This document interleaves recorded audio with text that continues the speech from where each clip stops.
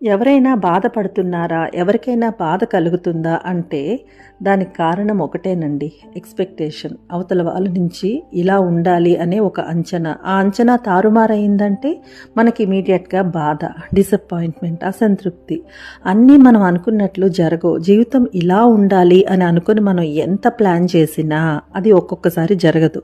మనం ఇలాగే ఉండాలి అన్న ఆశతో ముందుకెళితే అలా లేకపోతే అసంతృప్తి, బాధ. ఎలా జరిగినా ఏది జరిగినా నేను ఆనందంగా ఉంటాను అని నువ్వు ఫిక్స్ అయితే నీ ఆనందాన్ని నీ నుంచి ఎవ్వరూ దూరం చేయలేరు. అది ఎవ్వరి తరం కాదు.